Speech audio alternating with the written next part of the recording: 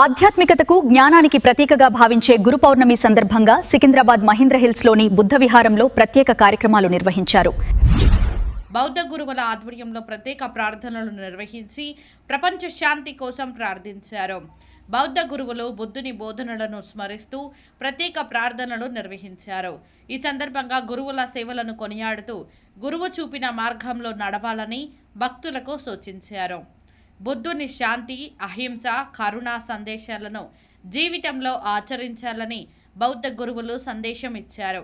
బౌద్ధ గురువు సంగపాల మాట్లాడుతూ గురువు అనేది జ్ఞానానికి మార్గదర్శి అని, బుద్ధుడు చూపిన ధర్మ మార్గాన్ని ప్రతి ఒక్కరూ అనుసరించి సమాజంలో శాంతి, ప్రేమ, కరుణను పెంపొందించాలని కోరుతున్నామన్నారు.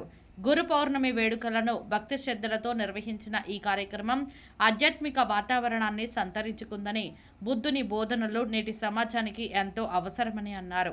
ఈ కార్యక్రమంలో పెద్ద సంఖ్యలో భక్తులు పాల్గొని బుద్ధునికి పుష్పాంజలి ఘటించారు. అనంతరం ధ్యానం, ధర్మోపన్యాసాలు నిర్వహించి సమాజంలో శాంతి, సౌభ్రాతృత్వం నెలకొనాలని ఆకాంక్షించారు.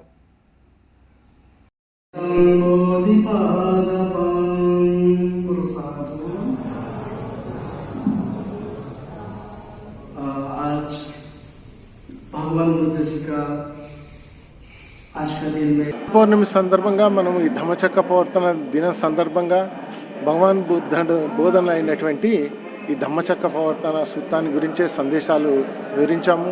ఇందులో భగవాన్ బుద్ధుడు సంపూర్ణ దుఃఖాన్ని పోగొట్టుకునేటువంటి మార్గం చెప్పాడు. ఇది చాలా గంభీరమైనటువంటి సూత్త. ఇందులో భగవాన్ బుద్ధుడు రెండింటిని వదిలేయని చెప్తాడు. అంతాలు అంటే కేవలం కామసుఖాల్లో మునిగిపోవడం అదొకటి. రెండవది భగవాన్ బుద్ధుడు దీన్ని కూడా వద్దు అని చెప్తాడు. అవి రెండు కూడా అనర్థదాయకాలే, అంటే మీనింగ్లెస్, అర్థం లేనటువంటివి. రెండవది ఏంటంటే శరీరాన్ని బాగా కఠినంగా శిక్షింపజేయడము, దాన్ని ఇబ్బంది పెట్టడము, ఇలాంటివన్నీ. ఈ రెండింటిని వదిలేసి మధ్యమ మార్గమే